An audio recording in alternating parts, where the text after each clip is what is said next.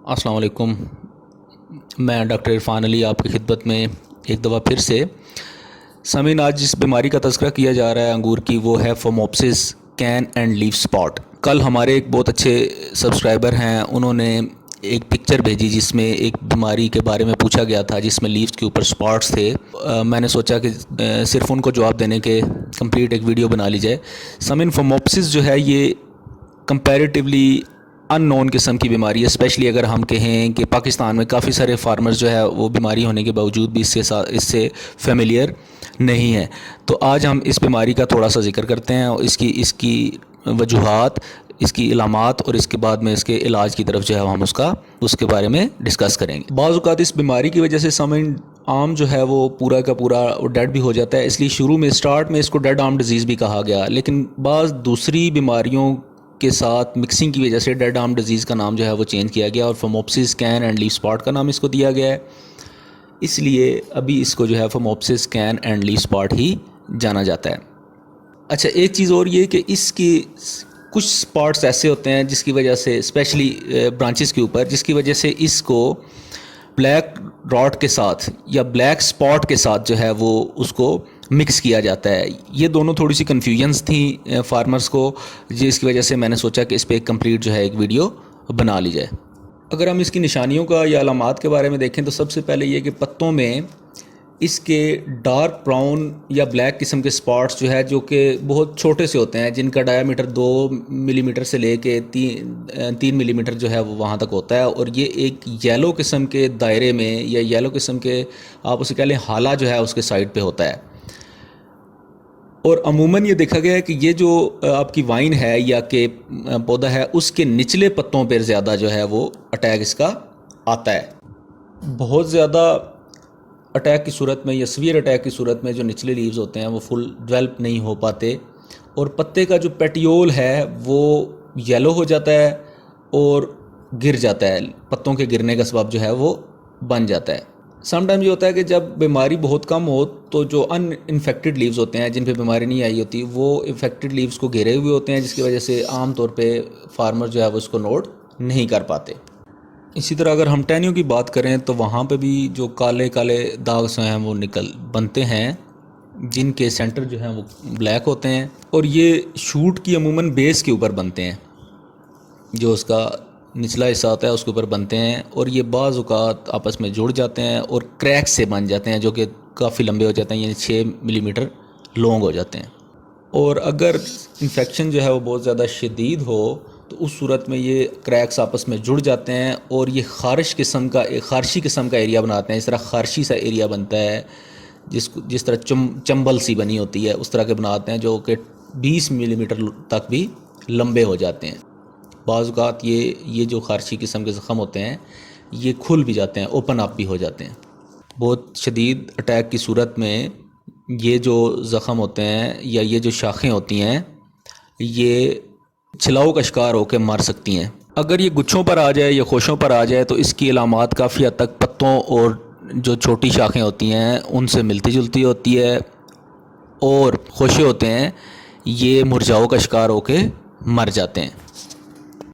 अगर ये बड़ी टहनियों पर ये बीमारी आती है तो उस सूरत में जो गहरे भूरे या काले रंग के जो है वो पैचेस बन जाते हैं, जो कि एक वाइट किस्म की या सफ़ेदी माइल चीज़ से घिरे होते हैं, और ये जो पैचेस होते हैं उनके ऊपर ब्लैक कलर की फंगस की फ्रूटिंग बॉडी जो है वो बनना शुरू हो जाती है, और ये अमूमन ज़्यादातर नोड्स के ऊपर, आँखों के ऊपर अमूमन जो है वो ऐसा होता है।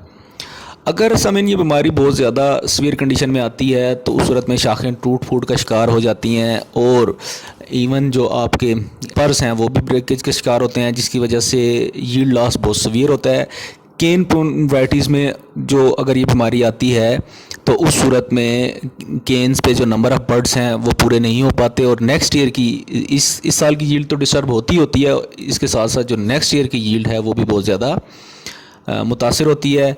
और इसके साथ साथ वो केन्स और जो स्पर्स होते हैं वो आपके फ्रॉस्ट से बहुत ज़्यादा डैमेज होना शुरू हो जाते हैं और बहुत ज़्यादा ससेप्टेबल हो जाते हैं अगेंस्ट फ्रॉस्ट। सामीन, बाकी फ़ंगस की बीमारियों की तरह ये भी फ़ंगस जो है वो सर्दियों में जो इन्फेक्टेड किस्म की वुड होती है या जो इन्फेक्टेड किस्म की ब्रांचेस होती हैं उनमें ये रहती है। हत्ता कि बहार का मौसम आ जाता है जब इसकी इन्फेक्शन जो है वो स्टार्ट होता है, और उस इन्फेक्शन के बाद ये जो है वो बारिश के जो कतरे होते हैं, छींटे होते हैं, उनसे नई जो डेवलपिंग शूट्स होती हैं उनके ऊपर ये फैलना शुरू हो जाती है। जो वेट किस्म का रेनी सीज़न होता है, हल्का ठंडा सा मौसम, वो इस बीमारी के फैलाव के लिए बहुत ज़्यादा सूटेबल होता है। जिस तरह मैंने बताया कि बहार का स्टार्ट इसके लिए बहुत ज़्यादा सूटेबल है, इसी तरह से जो गर्मियों का एंड है यानी अगस्त, सितंबर, अक्टूबर, वो भी इस बीमारी के लिए बहुत ज़्यादा फेवरेबल कंडीशन हो सकती हैं अगर बारिशें बहुत ज़्यादा हों तो।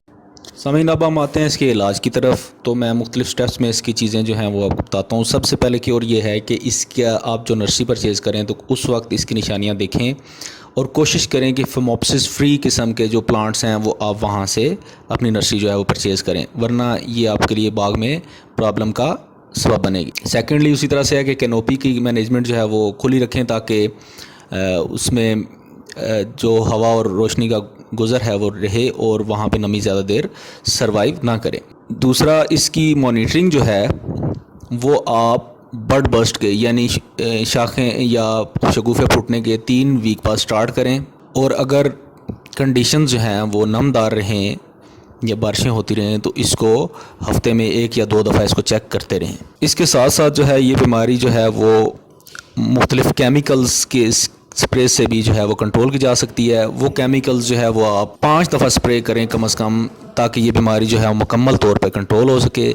पहला स्प्रे जो है वो बड ब्रेक के ऊपर करें, दूसरा स्प्रे जो है उस वक्त करें जब इसकी शाखें तकरीबन 100 से 150 मिलीमीटर जो है वो लंबी हो जाएं। उसके बाद 15 दिन के वक्फे से मज़ीद 3 स्प्रे करें जिन फंजीसाइड्स का मैं ज़िक्र कर रहा हूँ, तो उस सूरत में बीमारी को काफ़ी हद तक जो है हम कंट्रोल कर पाते हैं। मैं आपको फंजीसाइड्स का नाम बताता हूँ 1 बाय 1, जिस तरह हम बाकी बीमारियों में देख रहे हैं। उनमें से कोई एक या मुख्तलिफ़ केमिस्ट्रीज़ की फंजीसाइड के 5 स्प्रे आप करेंगे तो इस बीमारी से आप जो है वो कंट्रोल काफ़ी हद तक हासिल कर लेंगे। इसके साथ साथ समय सर्दियों में अगर आप ये देखें कि कोई भी शाखें जो बहुत ज़्यादा अफेक्टेड हैं तो उनको भी प्रून करें और उनको दूर ले जाके जला दें। ये शाखें नाकुलम का सबब होती हैं और बाहर के आने पर ये आपके पौधे को, सेहतमंद पौधे को जो है वो मुतासिर कर सकती हैं। अब हम जिक्र करते हैं कुछ फंजीसाइड्स का जो कि मुख्तलिफ ब्रांड नेम के साथ आपको मिलेंगी। तो इन फंजीसाइड का स्प्रे जिस तरह मैंने पहले बताया, कम से कम 2 और ज़्यादा से ज़्यादा 5 स्प्रेज जो हैं वो आपको इस बीमारी के ख़िलाफ़ बहुत ज़्यादा फ़ायदा देंगे। तो सामीन, इस सिलसिले में जो फंजीसाइड्स आपने यूज़ करनी है उसमें सबसे पहला नंबर जो है और सबसे इफ़ेक्टिव जो है वो आपका लिक्विड लाइम सल्फ़र है, जिसकी हमने रेसिपी जो है वो इसी चैनल के ऊपर दी हुई है। आप लिक्विड लाइम सल्फ़र को अगर आप लिखेंगे तो पाकिस्तान के अंदर और आई थिंक सो कि वर्ल्ड के अंदर भी अगर उसकी रेसिपी यूट्यूब पे शो हुई है तो हमने शो की है उसकी। तो ये लिक्विड लाइम सल्फ़र का सिर्फ यह आपने याद रखना है, इसको टेक्निकल नेम जो है वो कैल्शियम पॉलीसल्फाइड है, और इसको आपने अगर यूज़ करना है तो वो डॉर्मेंट कंडीशन में इसके 2 स्प्रेज यूज़ करने हैं। आपने फोट के बाद इसको कतन नहीं यूज़ करना, वरना पत्ते इसकी झुलस जाएंगे। आपने डॉर्मेंट कंडीशन में ख्वाबीदा हालत में इसके 2 स्प्रेज करने हैं लिक्विड लाइम सल्फ़र के। इसी तरह से अगर आप के बीमारी आ जाती है और बाद में जिस तरह मैंने बताया कि 2 से लेके 5 स्प्रेज जो करने हैं, उनके लिए जो फंजीसाइड्स हैं उसमें सबसे पहला नंबर जो है वो एज़ॉक्सिस्ट्रोबिन का है। इसमें ओरिगा की आती है गाइड, इसी तरह से ओरिगा की पोटेंट भी आती है। इनमें अगरचे के दूसरे केमिकल भी शामिल होते हैं, लेकिन मेन उनमें जो केमिकल है वो आपका एज़ॉक्सिस्ट्रोबिन ही है। एपिकल के नाम से आती है जैफर वालों की। इसी तरह से FMC की आती है एज़ॉक्सिस्ट्रोबिन में जो कैब्रियोटॉप है। इसी तरह से एक और फंजीसाइड है कैप्टन, ये जैफर वालों की कैप्नाजोल के नाम से आती है। एक और फंजीसाइड है प्रिस्टीन FMC की, जो कि बड़ी इफ़ेक्टिव है, और इस जो कम्बिनेशन है पायरैक्लोस्ट्रोबिन प्लस बोसलिड का। सल्फ़र इसके लिए बहुत ज़्यादा इफ़ेक्टिव है और वो सल्फेक्स गोल्ड के नाम से आती है जैफर वालों की। लास्ट में जो कि सबसे कम इफ़ेक्टिव है इसके अगेंस्ट वो है एलियट, जो कि बायर वालों की है। फोसिटाइल एलुमिनियम इसका फार्मूला है। तो सामीन, ये कुछ फंजीसाइड्स थी जो कि इस बीमारी के लिए बहुत ज़्यादा इफ़ेक्टिव हैं जिस तरह मैंने पहले बताया कि अगर आप उसको कंडीशंस देखें तो कंडीशन देखते हुए और अगर बीमारी आती है तो ये फंजिसाइड आपने अप्लाई करनी है। लेकिन अगर आप लिक्विड लाइम सल्फ़र की तरफ जाएं तो उस सूरत में आपने डॉर्मेंट स्प्रेस को जो है वो फोकस करना है। तो उम्मीद करता हूँ कि आज की वीडियो में भी सीखने को काफ़ी सारी चीज़ें मिली होंगी। तो अगर आपको ये वीडियो पसंद आए तो इसको लाइक और शेयर ज़रूर करें और अपने क्वेश्चन से या अपने जो सवालात हैं उनसे आगाह करते रहें ताकि उनकी बेसिस के ऊपर हम जो है फ़र्दर वीडियोस बनाते रहें।